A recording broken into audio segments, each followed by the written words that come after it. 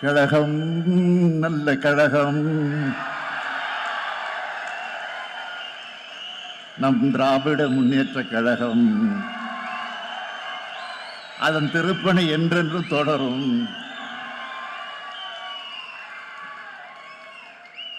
கள்ளக்குடி கொண்டு கன்னித்தமிழ் வென்று உள்ளம் குடிகொண்ட கழகம். வெல்லும் வாளுமின்றி வெல்லும் திறம் கொண்ட வெற்றி பலகண்ட கழகம். அன்று அறிஞர் வழியில் வந்த கழகம், பின்னர் கலைஞர் தலைமை தந்த கழகம். அன்று பிள்ளை நிலவான கழகம், இன்று பபல விழா காணும் கழகம். கழகம் நல்ல கழகம், திராவிட முன்னேற்ற கழகம். அந்த திருப்பணி என்றும் தொடரும். இப்படி என்னை தலை நிமிர்ந்து முழங்க வச்ச திராவிட முன்னேற்ற கழகத்தோட தீரர்கள் அனைவரும் வாழும் திசையை நோக்கி வணங்குகிறேன்.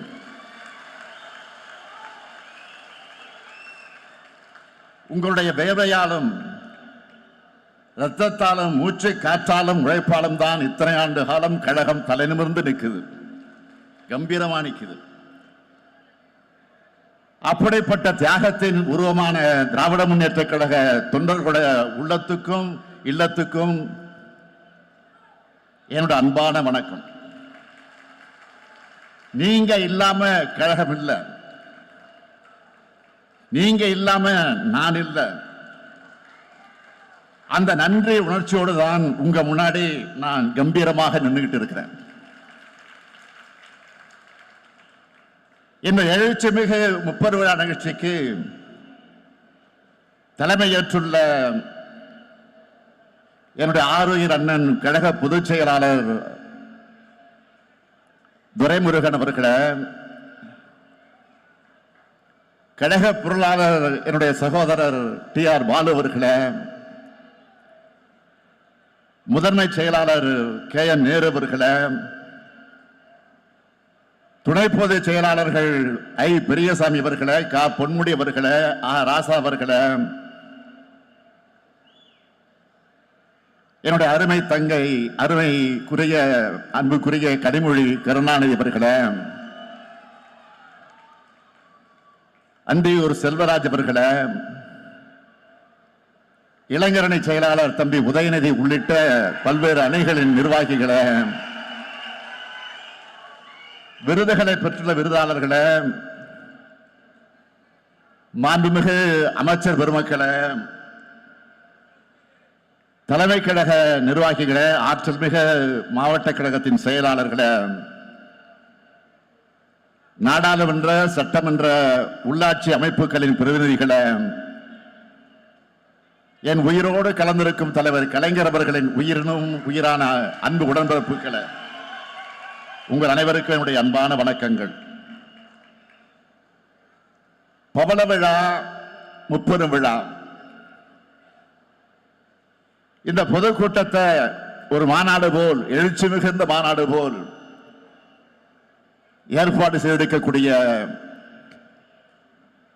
மாரத்தான் அமைச்சர் மாண்புமிகு மாசு அவர்கள், சைதாப்பேட்டை என்பது தலைவர் கலைஞருடைய தொகுதி, அதுவும் 2 முறை வென்ற தொகுதி. அந்த தொகுதியோட உறுப்பினரான மாசு கிட்ட எந்த பணியை கொடுத்தாலும் 2 மடங்கு உத்வேகத்தோடு செஞ்சு காட்டுவார் என்பதற்கு இந்த பவள விழா நிகழ்ச்சியை ஒரு சிறந்த எடுத்துக்காட்டு. சென்னை தெற்கு மாவட்ட கழகத்தினுடைய செயலாளர் மாசுவுக்கும் அவரோட தோளோடு தோல் நின்று தொண்டாற்றி இருக்கக்கூடிய சென்னை தெற்கு மாவட்ட கழக செயல் வீரர்கள் ஒவ்வொருத்தருக்கும் தலைமை கழகத்தின் சார்பில் என்னுடைய நன்றியை நான் தெரிவித்துக் கொள்ள விரும்புகிறேன். 14 நாட்கள் அமெரிக்க பயணத்தை முடிச்சிட்டு கடந்த 14ஆம் தேதி சென்னைக்கு திரும்பினேன். தொழில் முதலீடுகளை ஈர்ப்பதற்காக நானும் தம்பி டிஆர்பி ராஜா அவர்களும் அமெரிக்காவுக்கு சென்றோம். சென்றோம்னு சொல்றதை விட வென்றோம்னு தான் சொல்லணும். பல்லாயிரம் கோடி ரூபாய்க்கான முதலீடுகளும் பல்லாயிரக்கணக்கான வேலை வாய்ப்புகளும் கிடைக்க இருக்கு. அதை எண்ணி அடைந்த மகிழ்ச்சிக்கு எனக்கு அளவே கிடையாது. அதே போல எனக்கு அமெரிக்க வாழ் தமிழர்கள் கொடுத்த வரவேற்பு என்பது இந்தியாவின் மற்ற மாநில மக்களும் சோசியல் மீடியாவில் வியந்து பேசுற அளவுக்கு ரீச் ஆச்சு. அதுக்கு காரணம் நாம என்னைக்கு மக்களோட மக்களா இருக்கும். 1956ஆம் ஆண்டு 1966ஆம் ஆண்டு என்னோட 13 வயசுல கோபாலபுரம் இளைஞர் திமுகவை தொடங்கி 53 ஆண்டு காலம் இயக்கத்துக்கும் தமிழ்நாட்டுக்கும் உழைச்ச உழைப்புக்கான அங்கீகாரம் தான் இன்று பவளவிழா காணக்கூடிய திராவிட முன்னேற்ற கழகத்திற்கு நான் தலைவரா இருக்கிறது. கருப்பு சிவப்பு கொடியும் உடன்பிறப்புகளோட அரவணைப்பும் தலைவர் கலைஞருடைய வழிகாட்டுதல் தான் என்னை இந்த அளவுக்கு உயர்த்தி இருக்கு. திராவிட முன்னேற்ற கழகத்தோட தலைவர் என்ற தகுதி எனக்கு வழங்கினவங்க கழக உடன்பிறப்புகளான நீங்க தான். தமிழ்நாட்டோட முதலமைச்சர் என்ற மாபெரும் தகுதியை வழங்கினவங்க தமிழ்நாட்டு மக்கள். கழகமும் தமிழ்நாடும் என்னோட இரு கண்கள்னு நான் செயல்பட்டு வர்ற இந்த நேரத்தில் கழகத்தினுடைய பவள விழாவை கொண்டாடுறது எனக்கு கிடைச்ச பெருமையாக, என்னுடைய வாழ்நாள் கிடைத்திருக்கக்கூடிய பெருமையாக நான் கருதுகிறேன். ஆண்டுதோறும் செப்டம்பர் மாதத்தில் திராவிட மாதமாகவே நாம் கொண்டாடிக்கிட்டு வரோம். பகுத்தறிவு புகழவன் தந்தை பெரியார் பிறந்த நாள், பேரறிஞர் பிறந்தகைஞர் அண்ணா பிறந்த நாள், அறிவியக்கமாம் திராவிட முன்னேற்ற கழகம் உதயமான நாள் ஆகிய மூன்றையும் இணைச்சு முப்பெரு விழாவாக தலைவர் கலைஞர் அவர்கள் கொண்டாட தொடங்கினார். இந்த விழாவுக்கு மகுடம் வைத்தார் போல கழகத்தோட தீரர்களுக்கு விருதுகளை வழங்கி சிறப்பிப்பார். பவள விழா ஆண்டான இந்த ஆண்டு முதல் என்னுடைய பேரான விருது 6ஆவதாக சேர்க்கப்பட்டிருக்கு. 6வது முறையா கழக ஆட்சியை நான் அமர்த்தின என்பதற்காக இது வழங்கப்பட்டிருக்கான்னு எனக்கு தெரியல. விருதுகள் பெறக்கூடிய ஒவ்வொருத்தருக்கும் என்னுடைய பாராட்டுக்களை தெரிவிக்கிற அதே நேரத்தில் ஒவ்வொருவரும் ஒவ்வொரு வகையில பெருமைக்குரியவர்கள். தந்தை பெரியார் விருதை திருமிகு பாப்பம்மாள் அவர்கள் பெற்றிருக்கிறார். அவர் உடல்நிலை காரணமாக அவரால் வர முடியல என்றாலும் அவருடைய சார்பில் அவருடைய குடும்பத்தை சார்ந்த ஒருத்தர் அந்த விருதை பெற்றிருக்கிறார். பெரியாருக்கு பெரியார் என்ற பட்டத்தை வழங்கினவங்கள பெண்கள் தான். அந்த வகையில ஒரு பெண் பெறுவது மிக மிக பொருத்தமானது. கழகம் தொடங்கப்பட்ட காலத்திலிருந்து கழகத்தில் தொண்டவா சேர்ந்து கழக நடத்தின எல்லா போராட்டங்களையும் பங்கெடுத்து 108 வயசுலேயே கழகத்துடைய அடையாளமா மட்டுமல்ல ஒட்டுமொத்த தமிழ்நாட்டுடைய அடையாளமாக திருமிகு பாப்பம்மாள் அவர்கள் விளங்குகிறார். அடுத்து பேரறிஞர் அண்ணா பெயரிலான விருதயம் அறந்தாங்கி மிசா ராமநாதன் அவர்கள் பெற்றிருக்கிறார்கள். மாணவர்களை இணைச்சு 1964 கழகத்துக்கான தன்னோட தொண்டை தொடங்கினார் நம்முடைய ராமநாதன் அவர்கள். மொழிப்போர்ல கலந்துகிட்டார். 1976ஆம் ஆண்டு மிசா கைதியாக ஓராண்டு காலம் சிறையில் இருந்ததோடு கழகத்தோட எல்லா போராட்டங்களையும் பங்கெடுத்து தியாகத்தோட அடையாளம் தான் நம்முடைய ராமநாதன் அவர்கள். தலைவர் கலைஞர் பெயரிலான விருதை தலைவர் கலைஞர் அவர்களால் ஆழ்வார் என்றும் என்னால் திராவிட ஆழ்வார் என்றும் அழைக்கப்படக்கூடிய நம்முடைய ஜெகத்ரட்சகன் அவர்கள் பெற்றிருக்கிறார். இதயத்தோட ஒரு பக்கத்தை கலைஞருக்கு இன்னொரு பக்கத்தை ஆழ்வார்களுக்கு அர்ப்பணிச்சவர் நம்ம ஜெகத்ரட்சகன் அவர்கள். பள்ளி காலத்துல இந்திய எதிர்ப்பு போர்ல பங்கெடுத்தவர். கல்லூரி காலத்துல பெரியார சந்திச்ச காரணத்தினால கல்லூரியிலிருந்து டிஸ்மிஸ் செய்யப்பட்டவர். அதனாலதான் இத்தனை கல்லூரிகளை பல்கலைக்கழகங்களை ஜெகத்ரட்சகன் தொடங்கினாரா என்பது நமக்கு சந்தேகமா இருக்கு.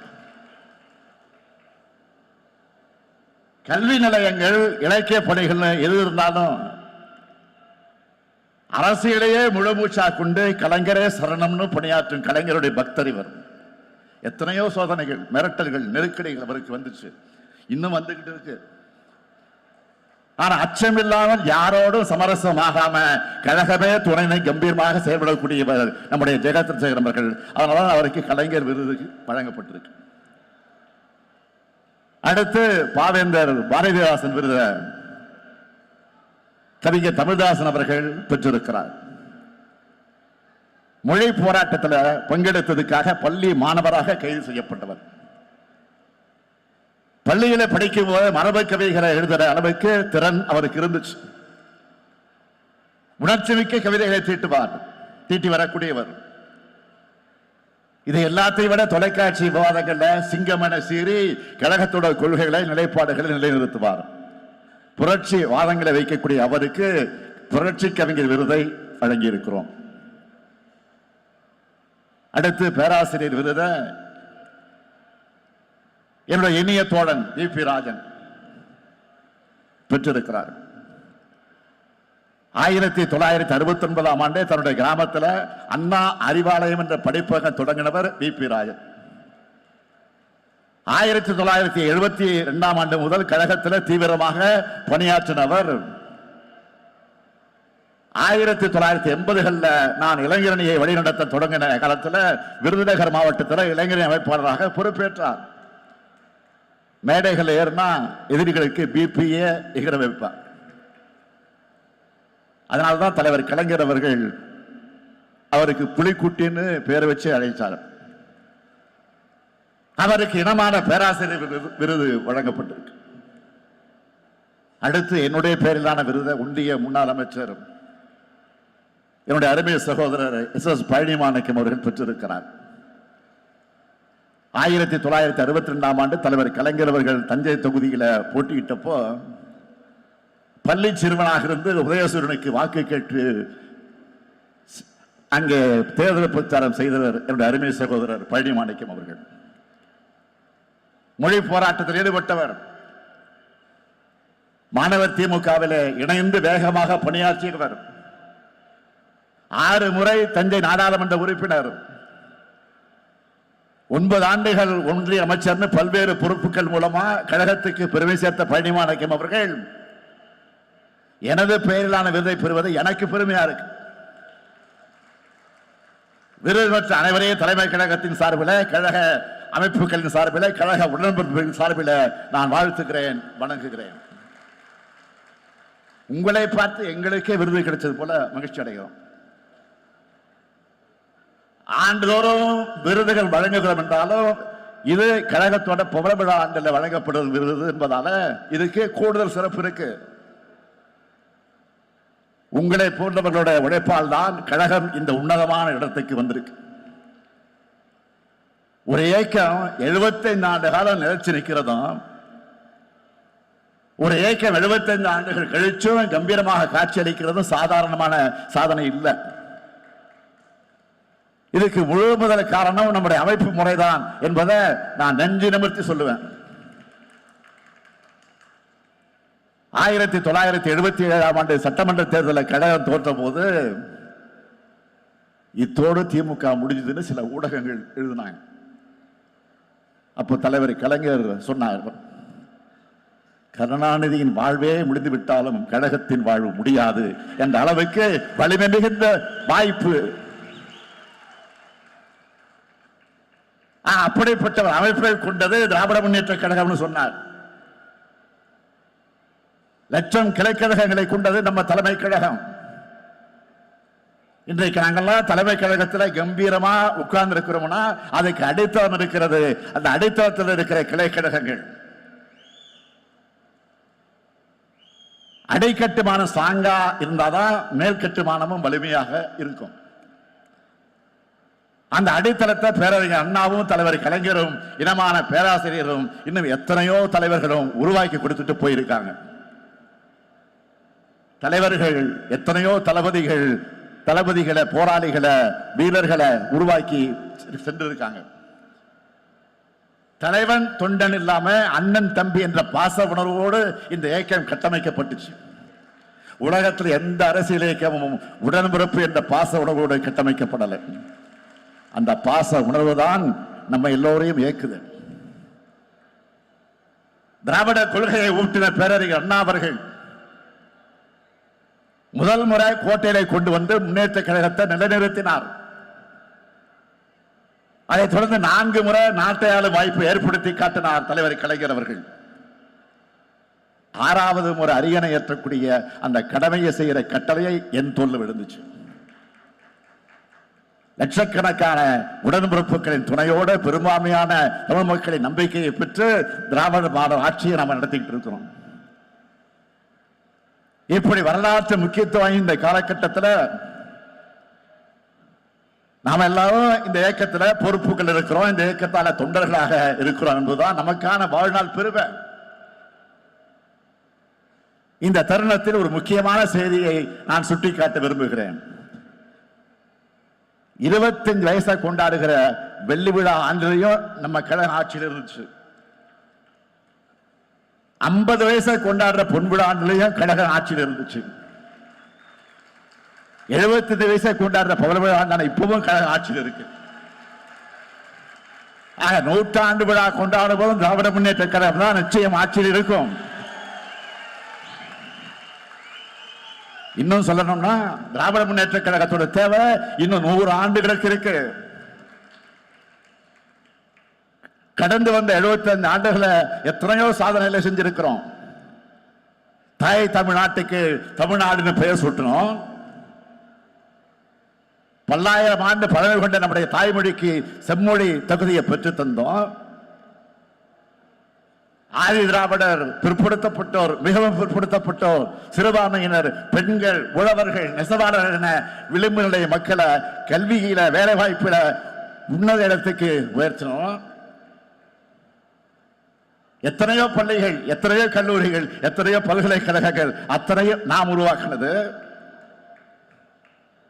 சாலைகள், பாலங்கள், அணைகள், நவீன நகரங்கள், தன்னிறைவு பெற்ற கிராமங்கள்னு உள்கட்டமைப்பு வசதி எல்லாத்தையும் உருவாக்கி தமிழ்நாட்டை நோக்கி இந்தியாவே திரும்பி பார்க்க வச்சிருக்கிறோம்.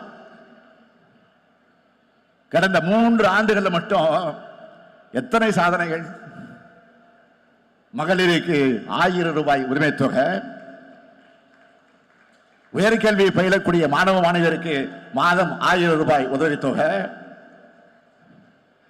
பள்ளி குழந்தைகளுக்கு காலை உணவு திட்டம், பணிக்கு செல்லக்கூடிய மகளிருக்கு கட்டணமில்லா பேருந்துன்னு ஒவ்வொரு தனி மனிதரையும் காக்குகிற அரசாக நம்முடைய திராவிட மாடல் அரசு செயல்பட்டுக் கொண்டிருக்கிறது.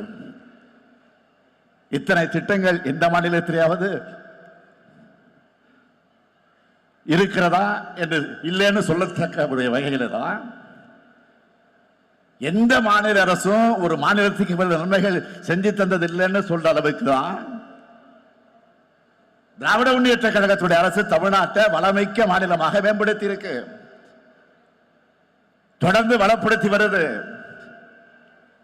நம்முடைய எல்லா கனவுகளும் நிறைவேறிச்சான்னு கேட்டா இல்ல. மாநில உரிமைகளை வழங்குகிற ஒரு ஒன்றிய அரசு அமையல. நிதி உரிமை உள்ளிட்ட கோரிக்கைகளுக்கு இன்னமும் நாம் போராட வேண்டிய நிலையில் தான் இருக்கிறோம். இப்படிப்பட்ட ஏராளமான நெருக்கடிகளுக்கு இடையில தான் தமிழ்நாட்டை எல்லா விதத்திலையும் முன்னேற்ற ஒற்றை இலக்கோடு திராவிட முன்னேற்ற கழக அரசு செயல்பட்டு வருது. பேரறிஞர் அண்ணாவும் தலைவர் கலைஞரும் வலியுறுத்தின மாநில சுயாட்சி கொள்கை என்பது நம்மோட உயிர்நாடை கொள்கையில ஒன்று. தலைவர் கலைஞர் எளிமையா சொன்னார், நம்ம கோட்டையில் இருந்தாலும் அங்க இருக்கக்கூடிய புல்ல வெட்டக்கூட உரிமை இல்லை, அதுக்கு மேல அனுமதி வாங்கணும். இன்னைக்கு கிரீம் பண்ணுக்கு எவ்வளவு வரி போடுறீங்கன்னு கேட்க கூட உரிமை இல்லாத நிலை உருவாகி இருக்கு. இந்த சூழல்ல மாநில சுயாட்சி வென்றெடுப்பதற்கான ஒரு அறிவிப்பு தான் இந்த பவள விழா செய்தியாக நான் சொல்ல விரும்புகிறேன்.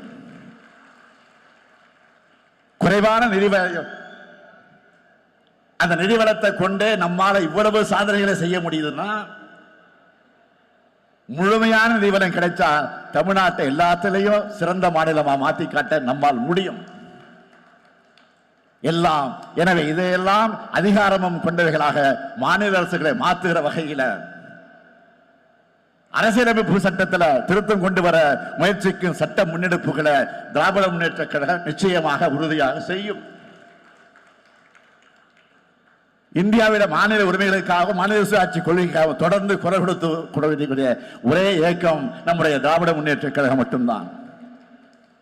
ஏன்னா எப்பவும் நாம தான் மக்களோட மக்களா இருக்கோம், மக்களுக்கு உண்மையாக இருக்கிறோம். அதனால மக்கள் எப்பவும் நம்மோடு இருக்காங்க.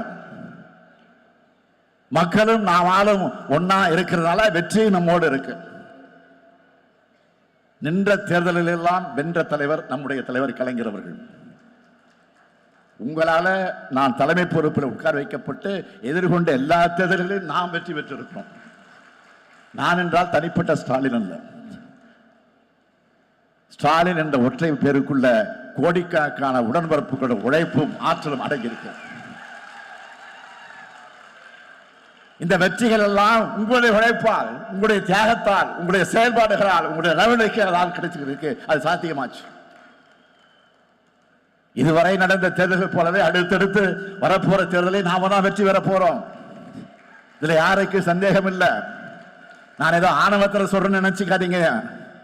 உங்க மேல இருக்கக்கூடிய நம்பிக்கையில தான் சொல்றேன். அதுக்கு மெத்தனமாவும் யாரும் இருந்துடக்கூடாது, இருக்க மாட்டீங்க என்பது எனக்கு தெரியும். எந்த இயக்கமாக இருந்தாலும் அதுக்கு கொள்கை தேவை, அதை செயல்படுத்தும் வீரர்கள் தேவை, வழிநடத்தும் தலைமை தேவை. திராவிட முன்னேற்ற கழகத்துக்கு தித்திக்கும் திராவிட கொள்கை இருக்கு.